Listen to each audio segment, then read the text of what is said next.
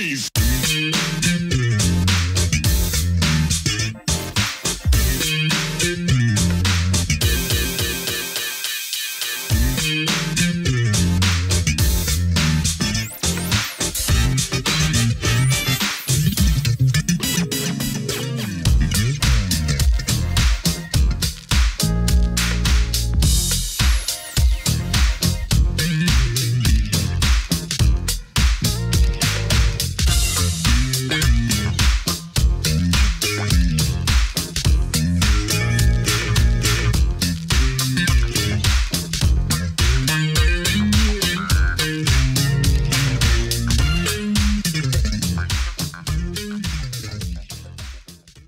What would you say for you was your highlight in your long career and experience with George Duke? Wow, so many. Name a couple.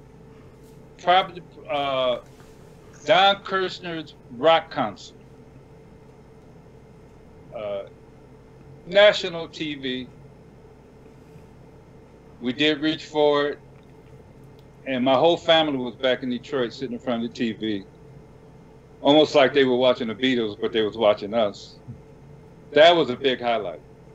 You know, playing that solo and then calling my mom, hearing her cry. And that was a big deal. So many would do. So many TV shows. One big highlight was when we went to Brazil to do the Brazilian Love Affair record. We were there for maybe 3 weeks, and we played with a lot of Brazilian musicians, and we went to samba school, which was still like a dream, a stadium full of people with tamarines and drums. And, you know, that was heavy, you know. So George took me to Rio. At that time, Nduga was out the band. That was Ricky Lawson who did that record, along with some Brazilian cats that he kind of mixed together to get that real feel. That was a big highlight. Just so many with Duke, man. Just to know him and to do those records with him, you know, was a pleasure. Yeah. All the way to the end, you know. And that the Brazilian record was early '80s, right? Was it? I think so. I think so. Yeah. Yeah. So, I mean, it must have been very difficult when he left us, you know, and then more recently, of course, Ndugu did, and I really had hoped to have him on the show, and I was just, you know, so, you know, saddened. Reach out to? What's that? Did you ever reach out to Ndugu? I was trying to, and then I found out that he was not doing well, and then shortly later he left us, so. Right. Yeah. Right. Yeah, those were the two hardest moments.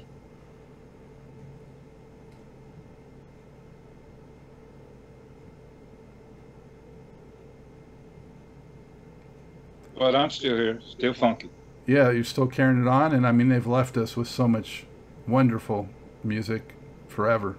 So it's incredible.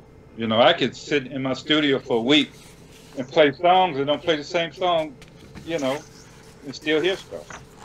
You know, so yeah, that was a hard time. What about some of the other guys that you ended up playing with? You know, you always kind of kept, you know, your finger on what Duke was doing, but you branched out. And how did you kind of negotiate, or not negotiate, but navigate, you know, expanding your palette like that? Well, the Herbie Hancock thing came. Herbie always was listening to what Duke was doing. You know, they were always listening to each other because they were both at the same record label. So Herbie, after Reach For It, Herbie had his management call me in a Dougal and say, "Hey, y'all think you can fly down and do a record with Herbie?" And I said, "Duke, what you think?" He said, "Yeah, we going." So, and Duke didn't like it though. That's how the Herbie thing, that connection happened. And we did the song "I Thought It Was You," which was a big hit for Herbie. Yeah, he did vocals. Yeah, yeah. And then You know, from that same session, it was 2 songs on the next CD or LP at that time called Hands that Herbie did from that same session. And that was a deep time because it was me, Edugo, myself, Herbie, Wawa, all staying in the same condo during those sessions. I think we were in there for about 10 days. And Herbie would wake up every morning at like 6 chanting, Namyo, Namyo, waking everybody up. Everybody cussing at him, telling him to shut the F up. It was crazy. And I don't know if have you ever met Wawa?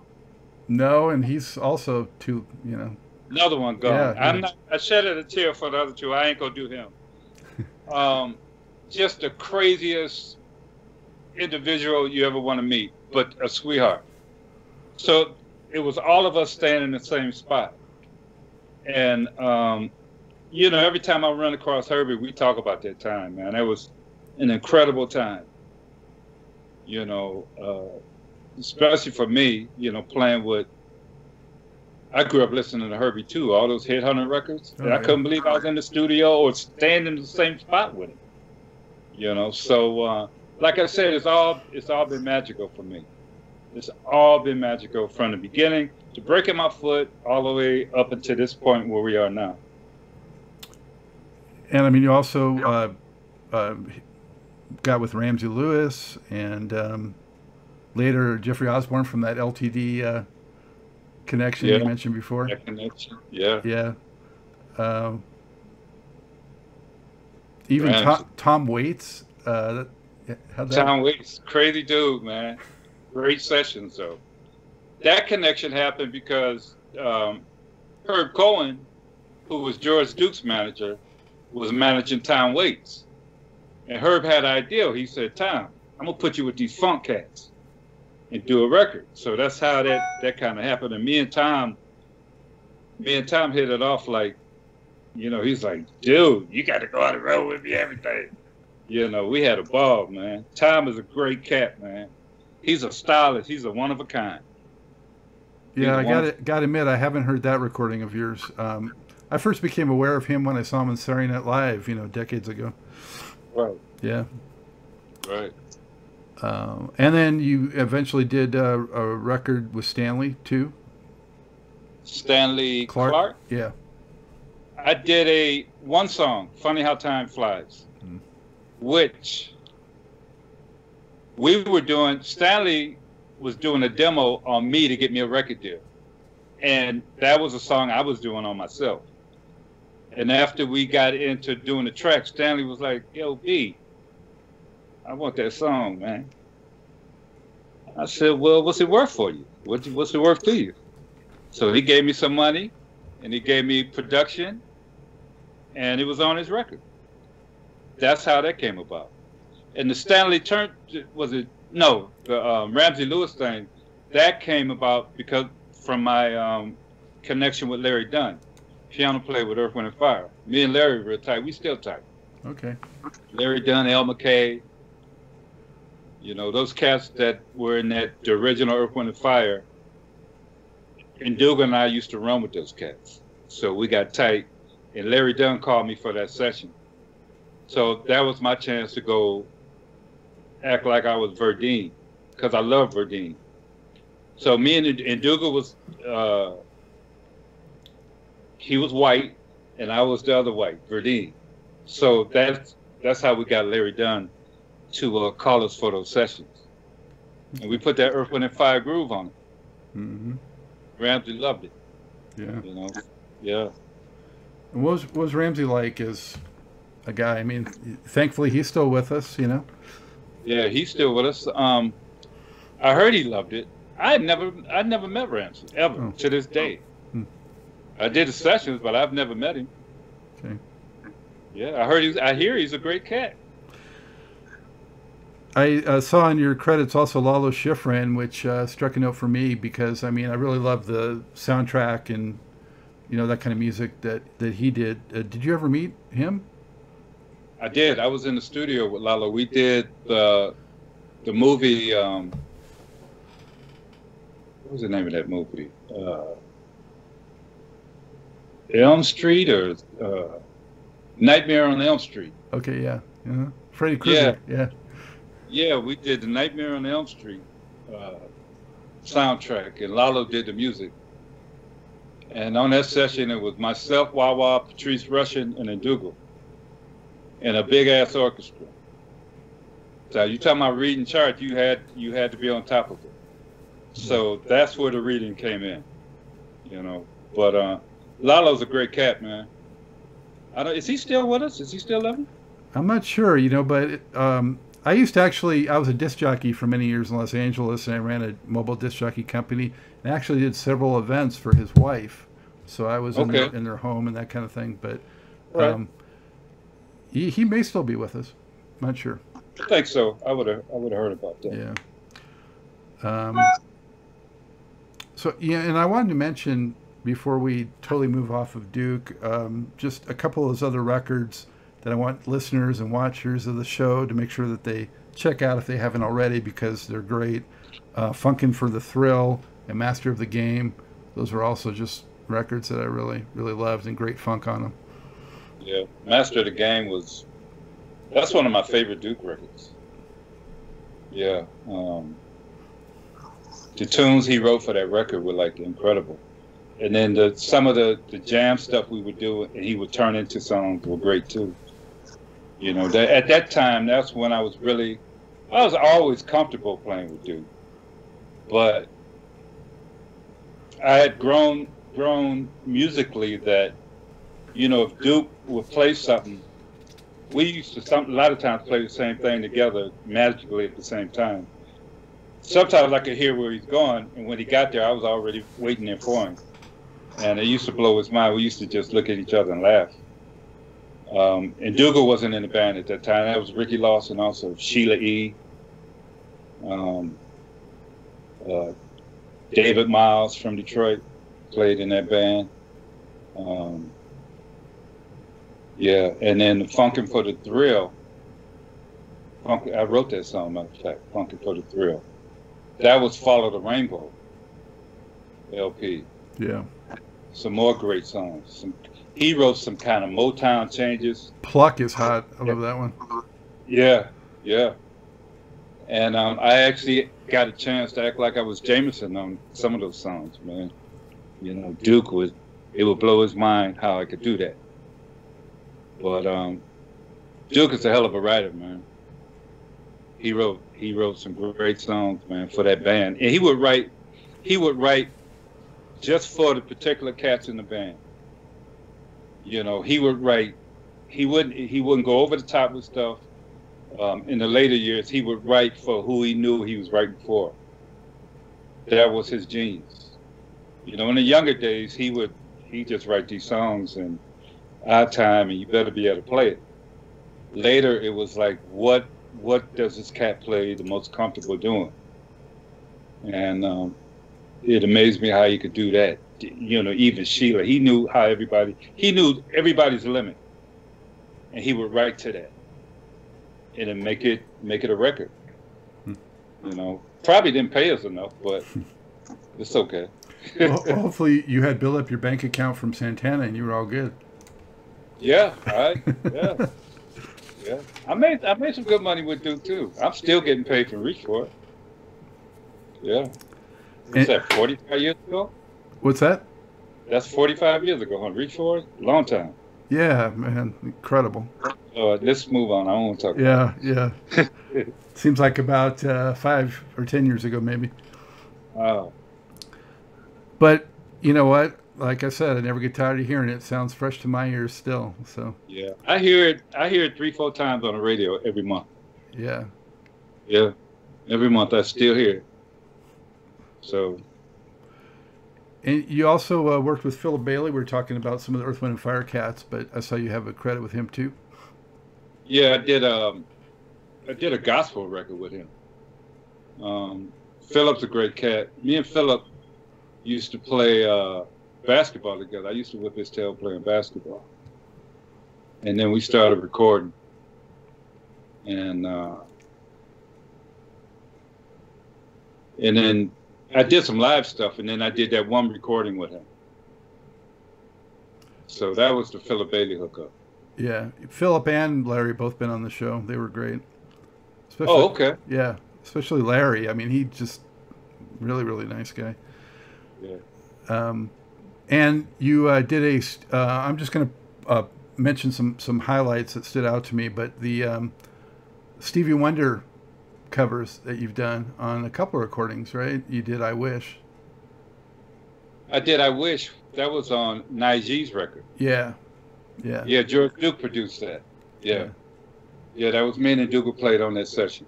That must have been fun to play that bass line. Oh, it's real fun. I wanted to play with Stevie back in the day, but my good friend Nate Watts was playing with him. Mm-hmm. I used to tell Nate I was going to break his hand so he couldn't do the gig no more. Now Nate, he's the only cat for that band. Yeah, it was fun. It was fun doing that session. I wish. Yeah. That was Nigee's record. Yeah. And one other Duke record, one of my favorite later period Duke records was After Hours. Right. There's different cats on that record though. Ndugu, Larry Campbell played on some of that. That's one of my favorites too. That's a good record if you just chilling, having a glass of wine. Exactly. And Duke will put you to sleep or make you feel sexy or something. Yeah. It's a great record. Yeah. Yeah, because some guys, give a bad name, or they smooth jazz. That's a term that gets thrown around a lot and covers a lot of stuff that maybe shouldn't really be called that. And that is smooth jazz, but not like the elevator music kind of smooth jazz. It's good smooth jazz. He'll roll on his grave right now. He didn't do smooth jazz. And what I learned from him is a way to get in that genre and still be musical. And, like my records now, I'm not sitting down doing smooth jazz. I'm playing me. I'm not going to name no names. Some people have formulas that they use to do that music, and you hear it every time you hear it on the radio. But I try to keep it fresh. Let's talk about some of those records, Byron. You did a few early on in the 90s that I guess, they were a little more electronic, a little more like contemporary R&B flavor. And then you were gone for a while. And what were you kind of doing on your downtime? Well, those first records I was doing, I didn't know what I was doing. I was just searching, trying to find a sound and whatnot, because I felt like I was supposed to do that. But then I stopped doing that, and then I started touring. I did the last Marvin Gaye tour. So I was on the road with Marvin for a year, right before he died. And that was 84, 85. During that same time, I toured with Shaka Khan. During that same time, I did 2 tours with the Crusaders and another tour with Joe Sample. And a recording, I did the Carmel album with Joe Sample. That's a classic. All during that time. And so, I left, I was long gone from the Duke band. Tried my thing for a minute. But, I got 4 kids. I had to go out on the road and make money. So I was getting calls from all kind of people. I was always able to pick and choose who I played with. So that was fun. And so I went out and did those tours. And then I was sitting at home, and I get a phone call from this guy, real low voice, and asked me if I wanted to gig with Luther. So it was Nat Adderley Jr. calling me to see. I said, I would love to play with Luther. And I told him, I said, I don't do auditions, though. He said, oh, no, you got the gig. Marcus told us to call you, Marcus Miller. That's how I got with Luther. So I played with Luther for 16 years. Some of the best 16 years of my life. Yeah, so he's another guy that was a sweetheart, I'm guessing, right? But what can you tell us about Luther? Oh, the sweetheart. Just Very loyal cat. He took care of his band and the singers. You know, Luther got a bad rap a lot of times for being a mean cat, but he was a perfectionist. You couldn't work for Luther and not do your job. And if you got caught sleeping, not doing your job, he will fire you, and he will give you a tongue lashing first. I mean, I've heard him talk to some people that made me feel like a midget. I would go, oh, I would have to run out the room. It would be so bad. But now Luther was like family to me, you know, and my kids. You know, Luther flew one year to L.A. to get my two youngest daughters diamond earrings for Christmas. Got off the plane, gave them diamond earrings, and went back to New York. He was that kind of cat. Gave all the female background singers one year fur coats for Christmas. He didn't get a guy's fur coats. We got money bonuses. Always gave bonuses after tours.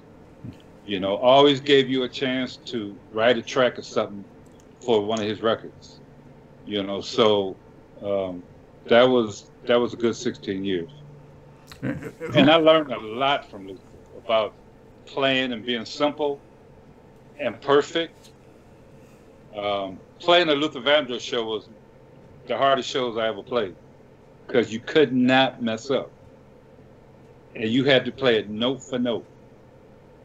It was just like that. And if you ever try to play something over and over, note for note, that's the hardest thing in the world. Mm-hmm. And if you messed up, he would kind of turn like this and look at you. And you don't want to get that look from Lou. Yeah, I did it once. The first show I played with Luther was at Madison Square Garden. House is Not a Home. I screwed up in the middle of House is Not a Home. And he caught me in the hallway back there, and he had his fingers flying and gave me a tongue lashing. I never did that again. How long were you with him at that point? 2 days. Oh. 2 days. Yeah. So I learned that it was not a loosey-goosey gig. You had to be on top of it. So never did it, never messed up a House Not at Home for the next 15 years. Not one note ever. Which made me a better musician. Mm-hmm. Yeah. Who was the band director? It was Nat Adderley Jr., Cannonball Adderley's nephew, and Nat Jr., Nat Adderley, his father, trumpet player, legendary jazz cats. Yeah. Yeah. Was there a favorite that you played with Luther that you've really sunk your teeth into and enjoyed the most, or was it just all kind of the same? What, as far as songs? The repertoire, yeah. All of it. You know, he has so much music and so many nice songs to play. So many great changes, and you know, he kept it fresh. You know, he always did Never Too Much, House Is Not a Home. You know, those were songs he had to do. But he always had a hit record, a platinum record. Always played the sold-out shows, which heightens your experience. Paid great, paid when you didn't work. Great per diem. It was great. It was a great time. Luther was a great cat. He took care of his people. And were you with him until the end or before then? To the end. Yeah. From the time I started playing with him in '88, I was with him all the way till he died. Mm. Yeah, all the way till he died. The last live show he did was the Live at Radio City Music Hall CD. That was the last one, and I think he died maybe 10 months to a year after that. He had a stroke, and I think he lived 6 months after he had that stroke. But he had a major stroke, and it kind of wiped him out. I've seen him once before he died. You know, luckily, you know, his people said he didn't normally know who was coming to see him. He knew who I was. he knew who I was. He was asking me. He said, "Man, I hope you're not late to sound check." I said, "No, Lou, I'll be there, man. Be right with you." He said, "All right." Nat told me you've been late. I said, "No, Nat lied. I'm always on time." That was the last time I seen Lou in New York. Yeah, but he was a great cat. Yeah, just someone else who just left us with an amazing legacy. So, how did Luther compare in your mind vocally to Marvin Gaye, who you said you also toured with? Woo! Just totally takes me back to style. Marvin was a stylist.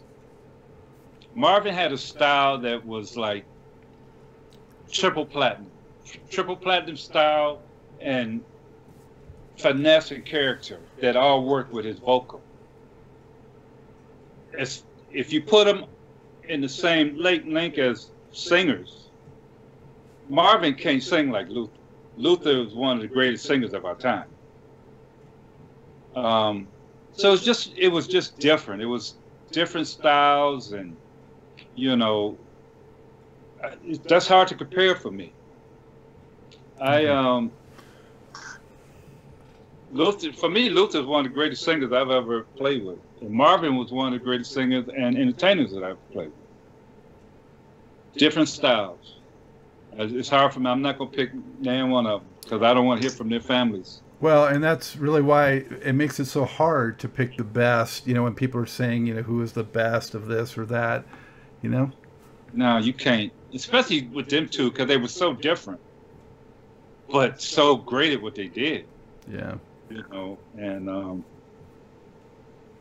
just even through all the demons both of them had, they were still great at what they did. Luther's thing was food, Marvin's was drugs, but they were still great at what they did. Mm-hmm. So that's a non-pick'em for me. Fair enough. I understand. Yeah, I don't want to go to heaven and then they say, "Hey man, about that interview, hey, nah, I ain't doing it. Can't do it." So going back to your records, Psycho Bass 1 and 2. Love these records. I mean, Psycho, the first one, so funky, and at a time when in 2015 there's not a lot of funk to be heard, Yeah. No funk. Real funk. Yeah. So what inspired you to take that on and do it? Well, by that time I kind of grew into myself, got my own studio, could kind of work things the way I want to work them. Didn't have to pay studio time, didn't have to be quick doing anything. So I just kind of went where the spirit took me. And it took the Psycho. Well, the name Psycho Bass came from this old, well, I can call him old because he's older than me, Don Mizell, who used to run Electro Records. He was the CEO of that record. I talked to him and I said, "Man, I'm getting ready to do another record." He said, don't just do no Byron Miller record. You can't do that. That's not going to work. I said, "Why? I'm Byron Miller." He said, "No, you got to come up with another name." I said, "Okay." So in my sleep, I woke up one night, it's like Psycho Bass.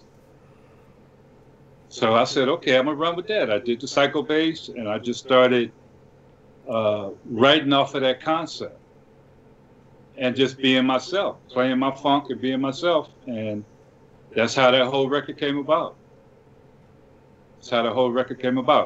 There's a lot of great tracks, but very interesting, different take on, we were talking about Stevie Wonder earlier with I Wish and Higher Ground on here. Yeah. I just heard that groove slow down, a little dukified or funkified, and I had George and Dugo on it. And it just, and I put my little funk box on and we just started playing it, and that's what we came up with. And anytime you're in the studio with Duke, when he starts to take over, it's like, man, you got to come up with something. You got to come up with something. And that's what we came up with. And anytime you're in the studio with Duke, when he starts to take over, it's like, man, you got to come up with something. You got to come up with something. And that's what we came up with. You know, and you you just kind of sit back and let him do it. You know, for me, it was like, oh, Duke's in this. I'm looking over there like, oh, he's into this, so I'm shutting up then. And Duke was just doing his thing. And he was so happy to be in my studio doing my music for me. He was like, just all kind of ideas and stuff. So that was a good time. And even after the session, man, he said, hey, man, thank you, man, because I don't get to do this for the cats that I know that came up with me that I love. And, you know, this was, he had cancer at that time. This was, I mean, he was bald-headed. He was fighting. And me and Ndugu knew something was wrong. And he came in here and he put it down. He played one solo. He said, and in another song, Strolling, called Strolling. I think that's the name of the song on the record. Strolling? Yeah. I'm strolling. We're strolling. Oh, yeah, we're strolling. Yeah. Yeah, we're strolling. And he said, man, I want to do the solo again. He said, man, you got one more solo out of me. And I was like, okay. And he listened to it. He said, that's a solo. And that's the solo I picked on the record because he did two. He said, don't use the other one, use this one. And it's some bad stuff. And I think Duke was gone maybe 4 months after that. You know, and, you know, he came in here, he loved the studio, loved the room, he loved my Yamaha piano, you know, so he was really happy to have done that for me, you know. And so that record is special because I got him and Ndugu on. Yeah, that's some kind of musical closure, sort of, sounds like. Yeah.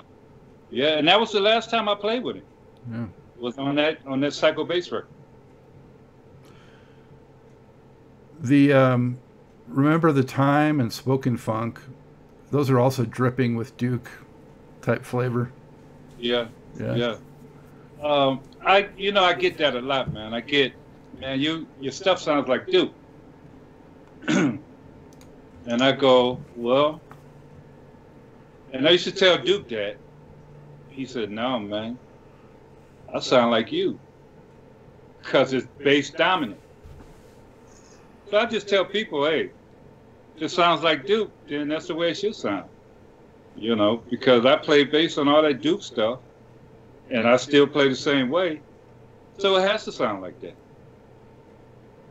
Okay, it's a style. Mm-hmm. It's the style that I play with, and it's the school I came up with, as him and Ndugu being my mentor. Absolutely. So, yeah. So it is what it is. What kind of response did you get to that record, and did it achieve what you were hoping to achieve with it? I got very good response. I recorded that record and I played it for a couple of record companies. And the feedback I got was, well, we like the music, it's very well done, but we don't know, we don't know who your audience is. I said, oh, okay. So I was talking to Walter Beasley. He said, man, let me hear that record. Walter Beasley, saxophone player. Walter said, B, put this out yourself. These companies are full of it. He said, I've been with companies my whole life, and I'm not with no company anymore. So I put it out on my own. And my first single was You Must Be Crazy. Took off. Made all the charts. The next song from that record was the El Giro song, Hearts Are Rising. Took off. Then I started getting calls from the same companies. Well, what are you thinking about doing for your next record? I said, I'm putting it out myself. So I'm not trying to be with a label. So I'm the label. And the first record did what I wanted it to do. It made a lot of noise. Still couldn't get a booking agent, though. The booking agents, they're the new A&R guys. They're running stuff now. They're running stuff. I think you got to pay them to book you now. It's crazy. It's a crazy the way it's going right now. The labels, in my mind, I mean, have prevented so many music lovers from being able to, get music that they really want, because they think they know what they want. With the audience, yeah. Yeah. Or we don't know who the audience is. Or telling great, funk or jazz artists, that it sounds too black, or it sounds too urban, or it sounds too this or that, and just right. It's so frustrating. Right. Yeah. Right. So I don't listen to that anymore. Yeah. Well, all credit to you on that. I mean, I'm so glad that you went that path, the psychopath path with that. And you came back with the second part of that a couple years ago. A little bit mellower, but still the same type of flavor. Yeah, The Gift. Yeah. And that came from the title came from not ever being able to remember not being able to play. I don't remember not being able to play the bass. Meaning I don't remember the first time I picked up the bass and you really don't know what you're doing. I don't remember that. I've always been able to play in my mind. So that's my gift. So I said, well, this has to be the gift.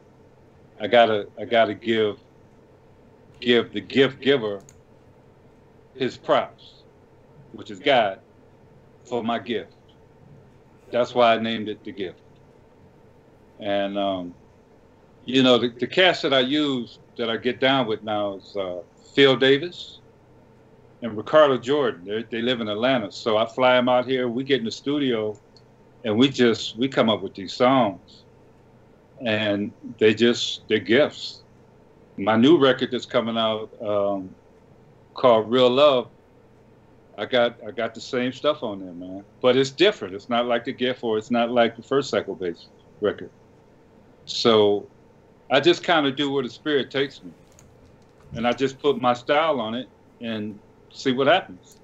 And Real Love, as of yesterday, is number 22 on Billboard, the single. So I think I found my audience. Congratulations on that. Thank you, man. Yeah. When's the full record album coming? In about 30 days. Okay. Yeah. Definitely look for that. Yeah. Real Love, Stevie Wonder is playing harmonica.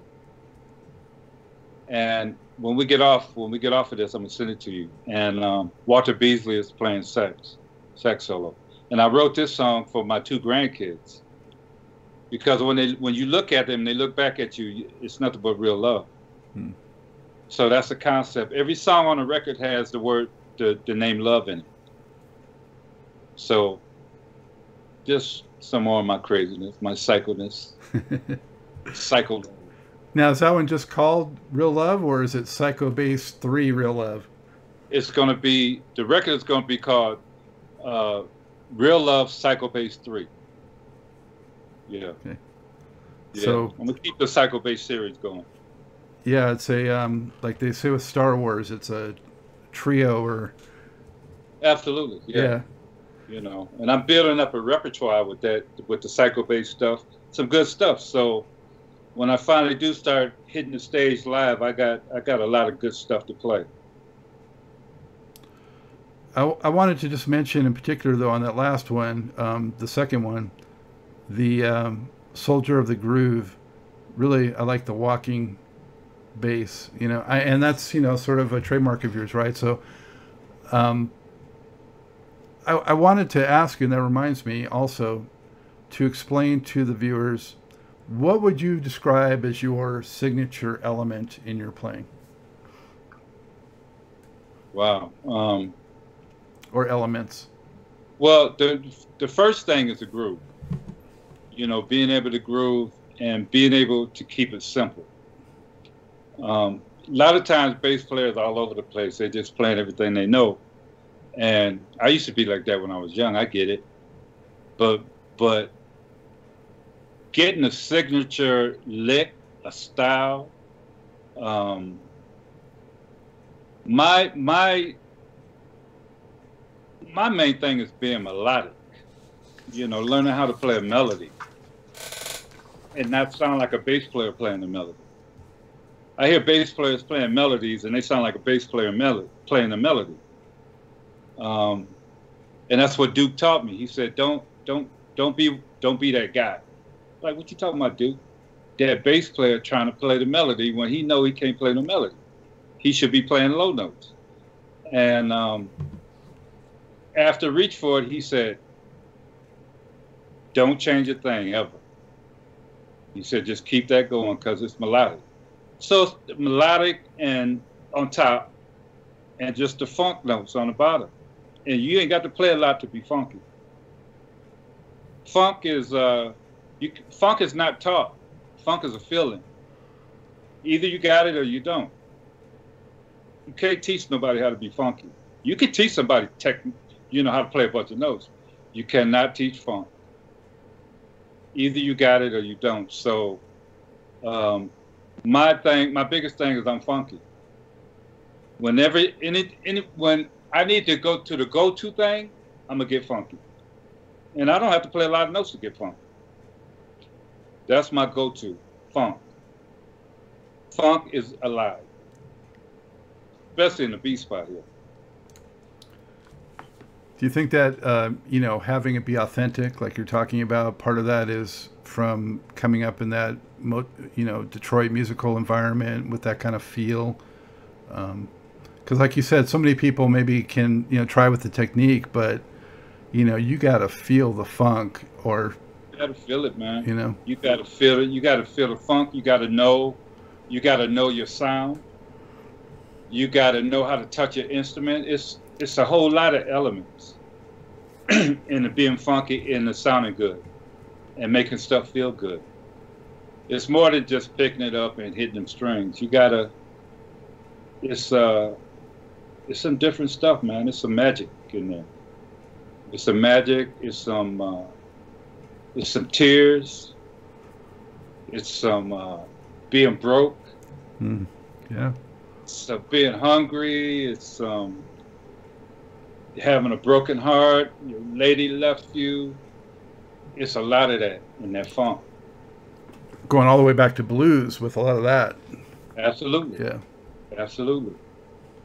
So it's funk. Funk is like the blues. Real funk. Mm-hmm. So it's just being funky down there and being melodic up on top. You gotta be versatile too. You just can't play one thing.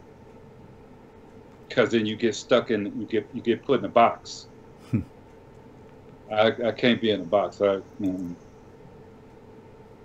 So that's my claim to fame. Yeah. Yeah. Have you gotten confused much over your career with Marcus Miller? Have people mixed you guys up? Does that ever get frustrating? No. No? No, because I talk to Marcus and he gets the same thing. Yeah. He says, man, it's such an honor when folks think I was you. I said, well, I get the same shit the same way. Marcus is an incredible once-in-a-lifetime talent. And he says the same thing about me. Marcus, he always tells me the story. He said, B, man, I got to tell you, man, when I was in high school, if you couldn't play that Reach For It solo, you had to leave the high school. You wasn't shit. I was like, really? And that tickles me pink. But Marcus is a bad dude, man. And we get mixed up and people think we're related and brothers and all of that. And it's cool. Marcus is a bad cat. I love Mark. He's one of my favorites. Yeah. He's supposed to come on end of this month or maybe first week of November. So looking forward to that. That's going to be a great interview. So as we look back, Byron, and thank you so much for recounting all this and spending the time to share with us. So appreciated. What can you look back to and say that you're the most proud of accomplishing musically? Is there something that really jumps out? Well, the first thing is playing the Reach For It solo.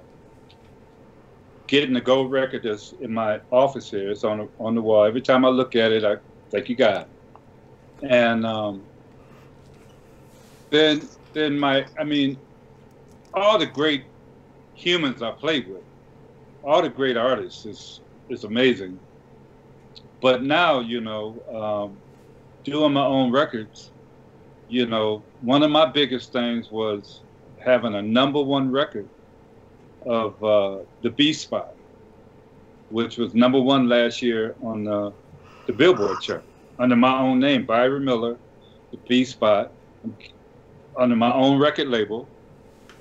I wrote it, I produced it, I got all the money. I didn't have to share it with a record company. And I looked down the Billboard list.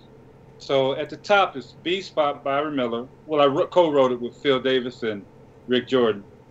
And then you go down the line, you see Shiny Key, you see Warner Brothers, you see all the big record companies. But I'm seeing Byron Miller, LLC at the top.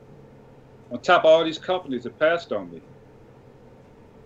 That's the joy of my life. Mm-hmm.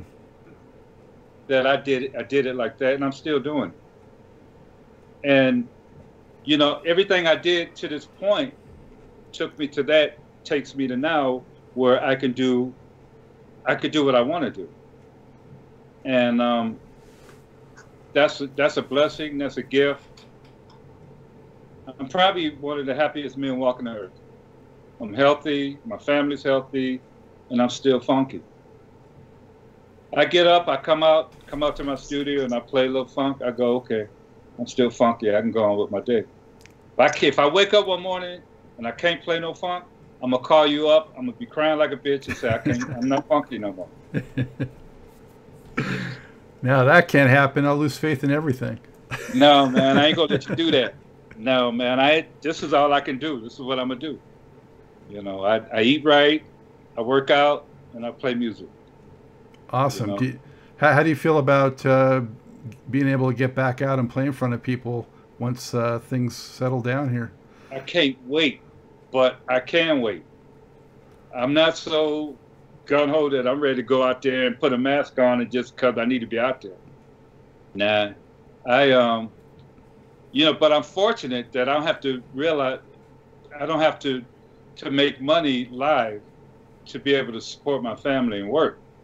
You know, I do enough in the studio, and I got enough music out there making money that I don't have to do that. I don't have to depend on a live gig or the next gig. You know, so I've been, like I said, I got a gift. I've been blessed. Well, once that record, I'm sorry. Pardon me? I was going to say, once that record comes out, though, I mean, would you consider, like, you know, doing a live stream or something like that? Oh, sure. Yeah. I'm hoping not to do that. I'm hoping that we change presidents and we get some good leadership and get over this.